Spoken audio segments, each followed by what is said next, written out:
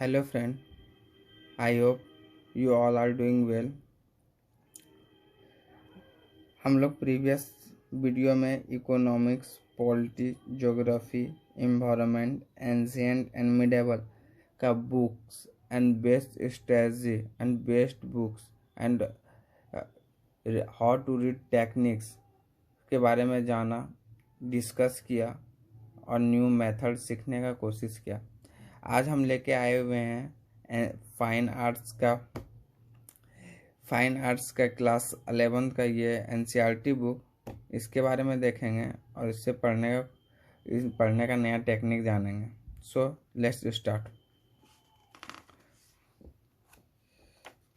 This is our fine and arts book.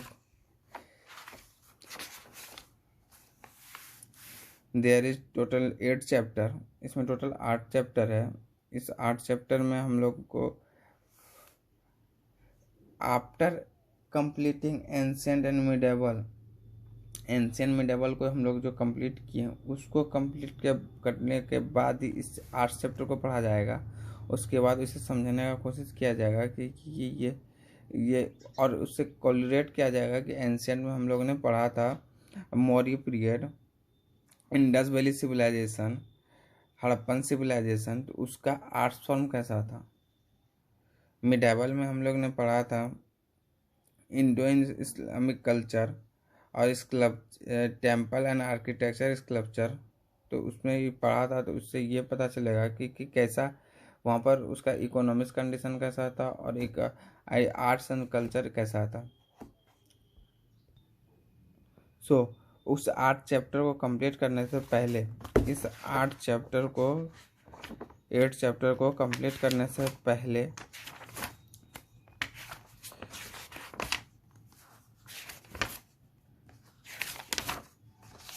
इस 8 chapter को complete and what I से start करने से पहले हम लोगों को पहले इसका वर्ड्स समझना पड़ेगा, क्योंकि words is most critical word सब है जो समझ में नहीं आएगा, फर्स्ट टाइम रीड करने से नहीं समझ में आएगा। तो इसलिए हम लोग पहले ग्लोसरी देखेंगे इसका मोस्ट इम्पोर्टेंट सब वर्ड को रिमेंबर करेंगे। उसके बाद इस बुक को पढ़ने के बाद समझ में आएगा। नहीं तो बहुत सारा लैंग्वेज है, अंडा समझ में नहीं आएगा क्या बोल रहा है अंडा में। इसको पहले यहाँ ग्लोसरी को देख के पहले इसे याद करेंगे, फिर उसके बाद उस 8 चैप्टर को हम लोग कंप्लीट करेंगे। This is a technique for studying art and culture. तो आर्ट एंड कल्चर का स्टडी करने का डायरेक्ट वहाँ से स्टार्ट, हम लोग 1 चैप्टर स्टार्ट करेंगे। उसमें बहुत सारा वर्ड है। एक गेट अगर पूछेगा तो नहीं समझ में आएगा ना, तो उसके लिए मुझे पहले ग्लोसरी को देख के रिमेंबर और स्टडी करना पड़ेगा, रिवीजन करना पड़ेगा। फिर उसके बाद वहाँ से चैप्टर स्टार्ट करेंगे तो बेटर अंडरस्टैंड कर पाएंगे। So this is most important. Last page में है, अधिक नहीं 4 से 5 पेज है, लेकिन इम्पॉर्टेंट है। पहले इससे गो थ्रू हो जाएंगे। उसके बाद उस चैप्टर को फिर उसके बाद चैप्टर 1 से स्टार्ट करेंगे तो more focus and more relevant होगा।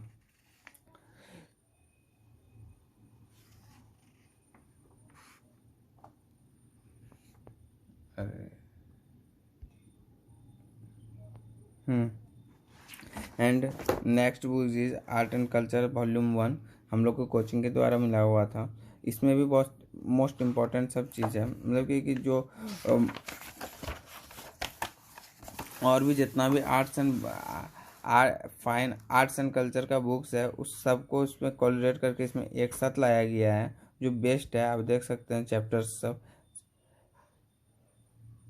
इंट्रोडक्शन देख सकते हैं रोमन एम्पायर का, उसमें वो कौन सा आर्ट्स लेके आया हुआ था। गुप्ता आर्किटेक्चर हम लोग देखते हैं, रॉक कट आर्किटेक्चर देख सकते हैं, टेम्पल आर्किटेक्चर देख सकते हैं। ये मतलब कि बोला जा सकता है बेस्ट बुक है आर्ट्स एंड कल्चर के लिए।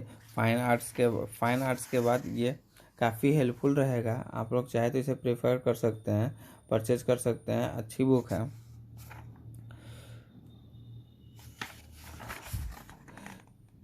इसमें कॉइन के बारे में भी दिया हुआ है, कुछ टाइम में कैसा कॉइन चल रहा था, गोल्डन कॉइन कौन पहले यूज किया है, पेंटिंग के बारे में भी बहुत अच्छा से फ्लरिश किया हुआ है इसमें।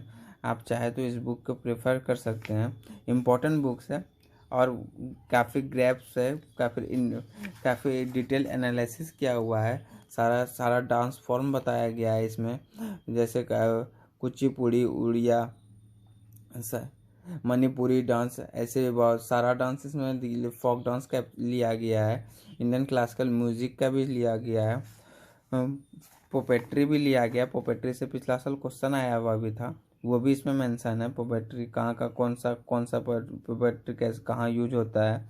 उसके बाद इंडियन फोक थिएटर भी यूज किया हुआ है, इंडियन थिएटर भी यूज किया हुआ है। Fine games and material arts का भी यूज है, मेंशन है इसमें। मतलब कि इंडियन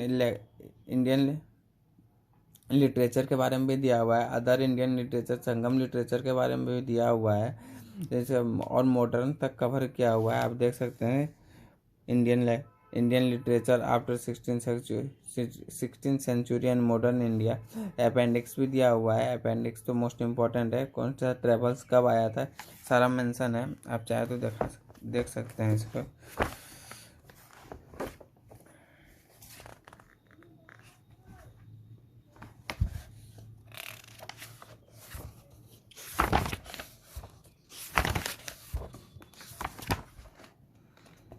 अपेंडिक्स देख सकते हैं, इंस्टीट्यूशन के बारे में दिया हुआ है अपेंडिक्स में।